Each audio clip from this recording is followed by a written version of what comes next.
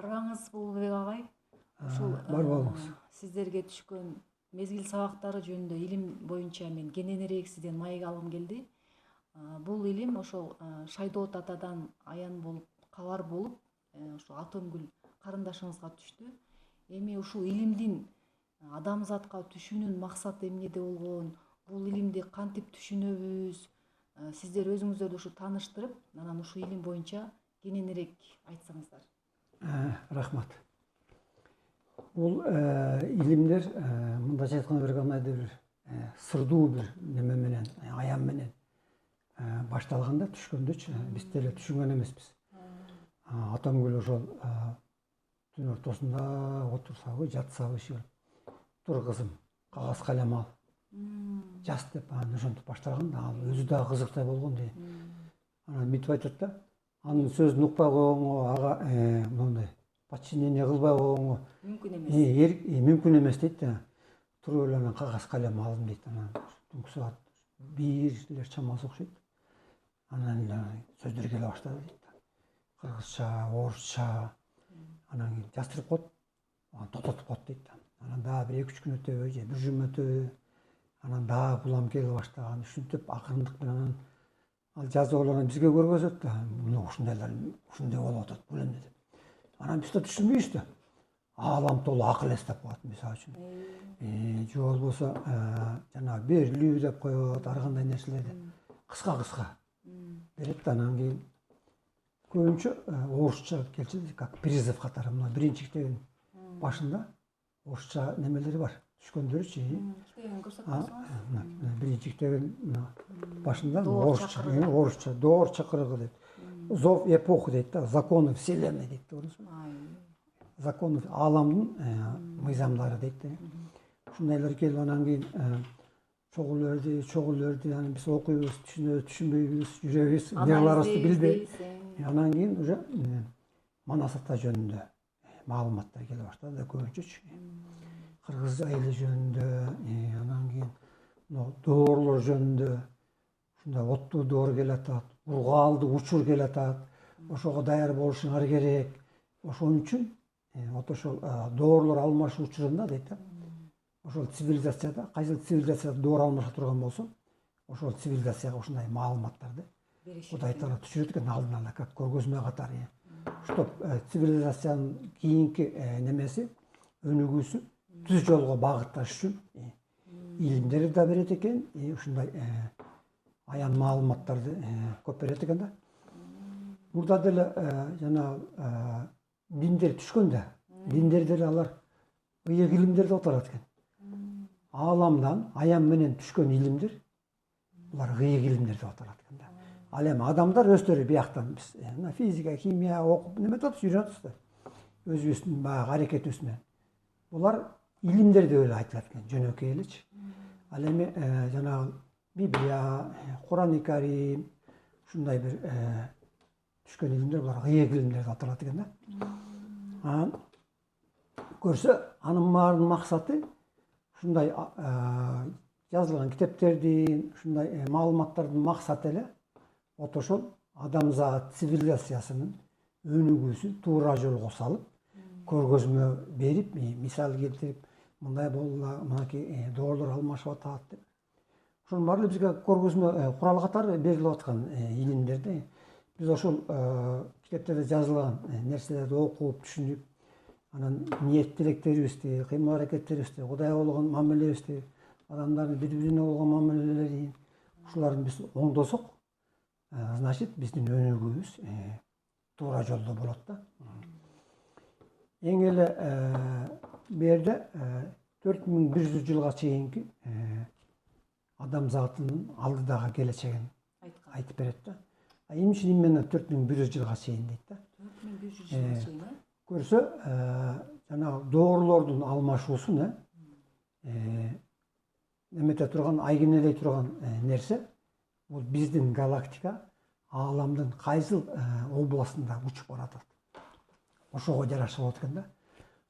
Ааламдагы ошол областтар жана мейкиндиктегичи аалам кемерлер деп айтылат экен да. Ал кемерлер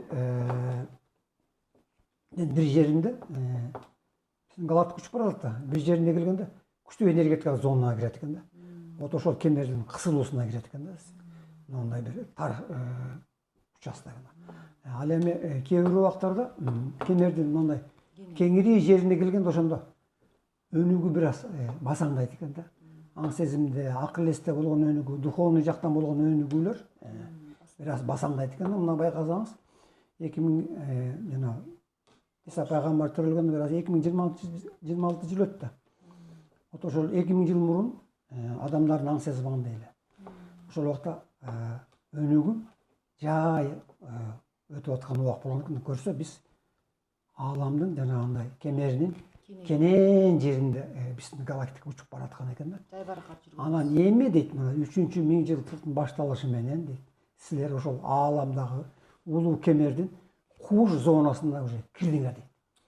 Эми мындан ары булам кысып эреткен кысылган сайын ошо кемердин ичиндеги энергиялардын күчү арбый берет экен да. Булам катуу кыскан сайын энергиялар майдаланып, күчтүү немеге айланып, анан кийин ошол космостон деп азыр биз космостон деп коебуз да. Анткени кемер деле космос. Онда ошол космостон келген энергиялардын немеси, кубаты анан доордун алмашуусуна чакырат экен да. Анткени доор алмашууда кандайдыр өзгөрүү болуш керек да. Алмашылып жатат, значит өзгөрүп атат. Вот ошондо эми улам биз жанагындай энергетикалык күчтүү зонага нарылаган сайын адамдардын генинде, сөөгүндө уктап жаткан касиеттер эми ойгоно баштайт экен да. Анткени адамдын мүмкүнчүлүгү чексиз дейт. Адамдын немесинде, генинде, сөөгүндө аябагандай зор мындай бир чеберчиликтер, мүмкүнчүлүктөр уктап жатат дейт да. Эми ошонун баары аз-аздан ойгонуп баштайт. Азыр байкасаңыз деле сезесиз, мисалы. Ушундай бир аянч адамдар көбөйдү, таапчылык жолунда же башка жолдо, кыргызчылык жолунда жүргөндө касиет издегендер, касиеттер ачыла баштады. Жалаң эле духовный жакта эмес, илимдин чөйрөсүндө деле не деген ачылыштар болуп атат. Кийинки эле бир 20-30 жылда илим не деген жетишкендиктерге жетип атат. Ошонун баары биз жанагы ааламдын күчтүү энергетикалык зонасына же башкача айтканда ааламдын кемеринин улам төрүн көздөй жылып бара жатканыбыздын немеси экен да, белгиси экен да. Эми ошол кызылуу дейт ааламдын кемеринин кууш моюнуна чейин 4100 жылда жетесиңер дейт да. Эми чынында биз үчүн бул 4100 жыл аябагандай узун неме да, мөөнөт да. Анткени биз болгону ашып келсе 100 жыл жашасак анан кийин биз өлүп калгандан кийин мисалы көрбөй турбайбыз деп коебуз да мисалы. Бирок андай эмес экен да. Бизди тирүү кылып, бизди мына сүйлөтүп, чуркатып, кыймылдатып жүргөн бул биздин денебиз эмес экен да. Биздин рух энергиябыз, биздин жаныбыз бизди жандуу кылып турган нерсе. Ошон үчүн жаныбар деп коет да. Кудай таала жан салгандан анан кийин жаныбар болосун. Дене убактылуу эле бизге кызмат кылат экен. Же биз денебизге убактылуу кызмат кылабыз, же дене бизге кызмат кылат. Ушундай да. Эки дос, жайсаң атайт атпайбы, эки дос бириккенде жашоо башталат. Жан дос, дене дос. Эки дос ажырашканда жашоо токтойт. Бул биздин жарычылыкта эле жашообуз токтойт. Ал эми биз денебизди, жаныбыз таштагандан кийин биз энергия формасына өтөбүз да. Мурда кандай болсок. Болгону денебиз гана калат жердин астында. Биз болсо энергия формасына өтүп, анан кийин Кудай таала бизди кайсыл сферага котором десе, анан ошол сферага которуп кетет экенбиз да. Ал жакта өсүү болот го жокпу? Ал жакта өсүү тем более аякта кызматың дагы ошончолук көп болот дейт. Кудай тааланын астында жасай турган. Өнүгүүң дагы түз болуш керек дейт да. Мисалы үчүн бир эле окуу жашоо менен бүтүп калбайт экен биздин жашообуз. Адамдын рух энергиясы түбөлүк жашайт дейт да. Миллиондогон, миллиарддаган жылдар аалам канча жолу уктап ойгонуп неметсе дагы дейт. Рух энергия эч качан өзүнүн матрицалык касиетин жоготпой, ааламда бар болуп жүрө берет дейт. Өзөктүк, Өзөктүк касиети дейт. Вот ошол немесин жоготпой, ал бар болуп жүрө берет дейт ааламдачы. Силер ойлобоңор дейт, өлгөндөн кийин бүттү, жок болуп калат. Жок, андай эмес экен да. Дагы аң сезим биздин жашообуз миссия дагы чоң. Мүмкүн кайра келип калышыбыз да мүмкүн экен да, реинкарнацияга. Жайсаң айтып атпайбы? Мен 10 кылымда 10 жолу келдим депчи. 10 жайсаң деп ар бир кандай болуп төрөлгөнүн, кимдин баласы болуп төрөлгөнүн, канча жашка чейин жашаганын ошол 10 жай санап берип атпайбы. жаралдым дегенди Айкөл Манасты айтабы. Ошол реинкарнация. Мезгил сабактар. Жок, мезгил сабактарын айтпайт. Аны Айкөл Манасты айтат да. Анан кийинки 4 кылымдан мен келбей калдым дейт да. Значит, ал жерде жасай турган миссиясы бүттү. Эми ал только Кудай Тааланын астында көрүнмөгөн ааламда, кайып дүйнөдө азыр кызмат кылып жүрөт да. Жайсаң атанын кызматы менин билишимче эле азыр адамзат үчүн ушунчалык эң башка кызматта окшойт да. Адамдар менен көп жолугушуп, көп келип бизге маалыматтарды берип, анткени Кудай Таалага ошондой улуусат берген, мүмкүнчүлүк берген. Катуу дүйнөгө жакындагангачы. Жайсаң атанын бир ошондой артыкчылыгы бар да.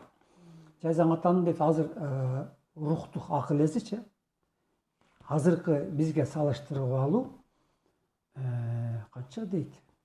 39 кылым алында турат. Жайсаң ата. Жайсаң ата, биз азыр 2000-жылда жашап атсак, Жайсаң ата ошондо 6000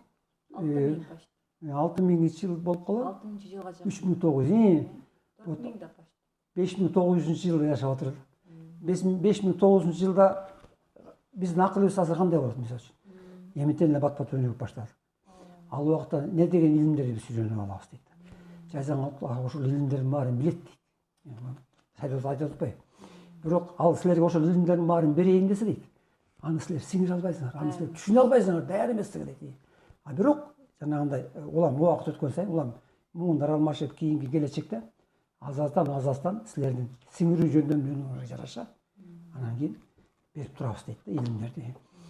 Артык баш силер түшүнбөй турган, силердин акылыңа жетпей турган илимди силерге бербейбиз дейт.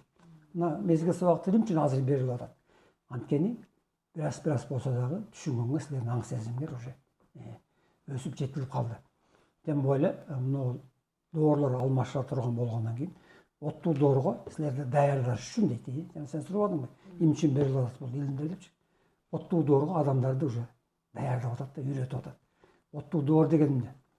Оттуу доор деген, от деген бул энергия. Айтпадык, улам убакыт өткөн сайын күчтүү энергия бизге таасир берет. Энергия бул от. Ошон үчүн азыр келаткан доор оттуу доор деп аталып калган. Ошо канча кылым 4100 жылга чейин созулат оттуу доор. Ошол 4100 жыл ар бир доор өмүрүн сүрөбү же белгисизби? Жок, бул бир доорго алмашканда канча мезгил дейм да эми.